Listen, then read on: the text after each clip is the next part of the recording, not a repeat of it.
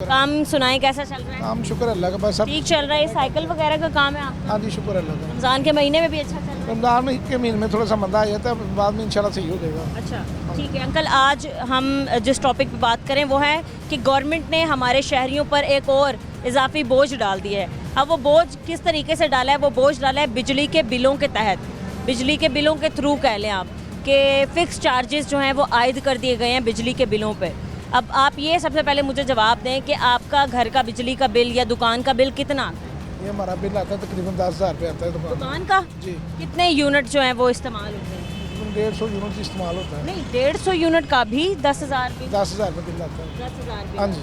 ठीक है, तो अगर आप ये कहा गया है कि 100 यूनिट इस्तेमाल करेंगे तो आपको 200 यूनिट जो है वो इजाफी इतना पड़ेगा, कमर्शियल तो उतना ही आना है, लेकिन वो जो घर का बिल है उसमें तो काफ़ी फ़र्क पड़ जाएगा। वो ज़ाहिर है हर बंदा इस्तेमाल करता है घर में ज़्यादा, आगे पंखे चलने हैं, लाइटें चलनी हैं, सब कुछ AC चलने हैं, वो तो खाना ख़राब हो जाएगा। कितना तक आएगा आपका बिल घर का? ज़ाहिर है बिल अगर ऐसा होएगा तो फिर तो 25-30 हज़ार रुपये बिल एक 30,000 आ जाएगा। और अगर आपके 300 यूनिट लग रहे हैं तो उस पर आपको 700 रुपये इजाफी टैक्स, मतलब इजाफी चार्जेस जो हैं, फ़िक्स चार्जेस देने पड़ेंगे। वो हर महीने आपको 700 रुपये देने पड़ेंगे। तो अब बात ये है कि कुछ लोग तो हमारे मुल्क में ऐसे नहीं हैं, बल्कि कुछ नहीं, तकरीबन 7 करोड़ लोग ऐसे भी हैं जो ख़तरे गुर्बत की लकीर से नीचे हैं। मतलब अंकल इसका ये कि वो एक वक्त की रोटी खाते हैं बस, उन पे भी इजाफी बोझ डाला जाता है। ज़्यादती है ना, उनको वैसे ही मार दें फिर पकड़ के। ये क्यों कर रही है गवर्नमेंट? वैसे आपको क्या लगता है ये क्यों बढ़ा रही है इतनी कीमतें बिजली की? बस उनको पूछने वाला कोई नहीं ना इस वक्त है, पीछे कोई सिस्टम नहीं है, हर काम जो हो रहा है वो अपनी मर्जी से कर रहे हैं सारा। एक तरफ रिलीफ देने के नारे लगाए जा रहे हैं, एक तरफ ये कहा जा रहा है आवाम को सहूलियात दी जा रही हैं, एक तरफ ये कह रहे हैं कि महंगाई जो है वो कम तरीन सतह पर आ गई है।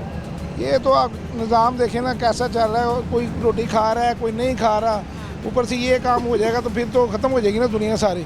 आगे बिजली का बिल ही आना सारा, हर बंदा पहले ही बिजली के बिल के पीछे पड़ा हुआ है। 2-3 महीने कम अप्रैल से स्टार्ट होता है तकरीबन बिजली का बिल हाई होना, वो तकरीबन नवंबर तक शायद रहता ही है, अक्टूबर नवंबर तक रहता है वो 6 महीने तो कम से कम वो हो जाती है, उसमें सारा एडजस्टमेंट पीछे से करके आगे से डाले जाते हैं, कोई रियायत ही नहीं होती उसमें।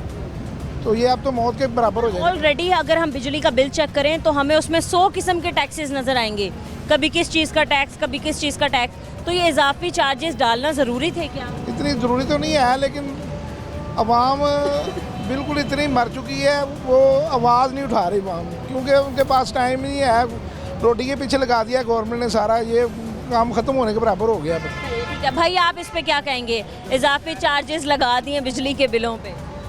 लगाने नहीं चाहिए क्योंकि अवाम में सख्त नहीं है। अब आप महीने के अगर आप 300 यूनिट इस्तेमाल करते हैं, 300 यूनिट का तकरीबन 15,000 बिल आपका अलग आता है और 700 रुपये आपको अलग देने पड़ेंगे इजाफी। उन्हें गवर्नमेंट को चाहिए ना कि वो ख्याल करे, वो कह रहे हैं हम रिलीफ देंगे, ये तो समझ लो को जो नीचे वाला तबका है ना वो मर रहा है, उनको कुछ नहीं है, वो अपने घर में बैठ के खा रहे हैं।